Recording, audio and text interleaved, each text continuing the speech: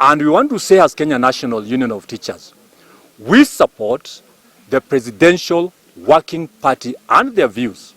You know too well, much as I do, that the Presidential Working Party has not concluded their work. Can we give them time with the necessary support so that they come back and give us the final position that they have? The issue of domiciling junior secondary in secondary schools, I think that is a bit backward because we are already up there and schools are going on. Schools are going on. Nobody should believe that in primary schools, teachers cannot handle the junior secondary. I think the team in primary schools, if you can go down memory lanes, there's a group of teachers, over 30,000, who had qualified to be secondary school teachers with up to first-class degrees.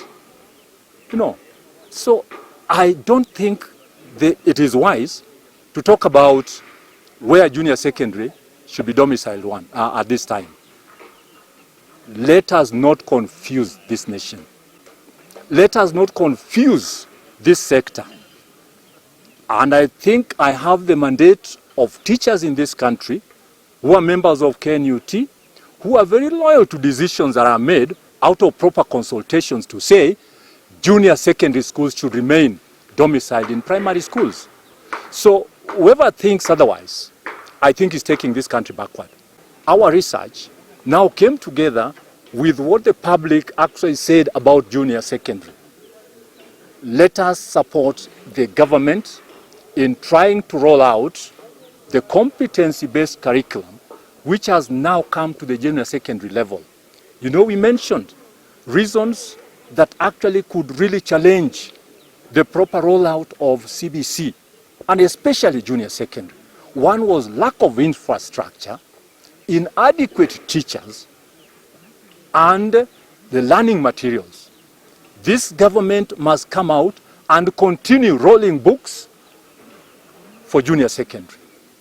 I'm happy. Just the other day, 30,000 teachers were employed. And the Teacher Service Commission also went out in a mapping out program. And they've mapped out, in primary schools, they've identified over 10,000 teachers who are able to handle junior secondary. What we should request, therefore, is just as the group exit to junior secondary, of course, they are qualified to teach there. They are the teachers who can handle the 14 areas in junior secondary, because a teacher in primary is trained in all subjects and then specializes in one other option. So by and large, they're capable of doing it. So what we want to request the government to do, and more so Teacher Service Commission, can you hasten the program of deploying primary school teachers who are qualified to teach junior secondary so that these learners can learn like the rest? One thing I would like to dispel is somebody going out to perpetrate the information that there is confusion in our primary schools who are hosting junior secondary schools. I want to tell the nation that I'm in touch with all the corners, all the primary schools in this country who are hosting junior secondary. And learning has taken off. Not only taking off, learning is taking place normally in the junior secondary schools domiciled in the primary.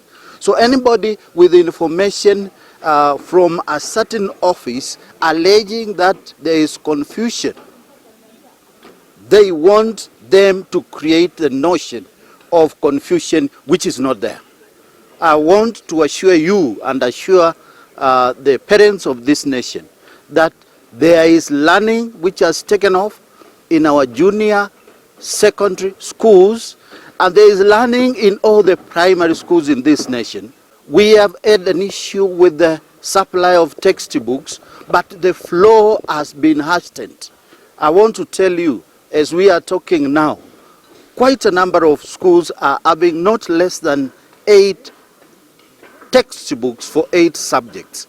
So a very small percentage which is remaining, we are being assured that by next week, all the textbooks will be in place. Actually, for those who went through the COVID and those we affected, we had to advise them because one, we know we have a medical scheme which actually assisted these teachers, and that's why we can say we are happy that now the program, the corridor within the ministry has come back the way it was there before, and the way we are observing is that it's like COVID has gone down. We are not saying that it's not there, but the way we are observing it, somehow it has gone down, and that's why we are free now to say that the school learning program is running.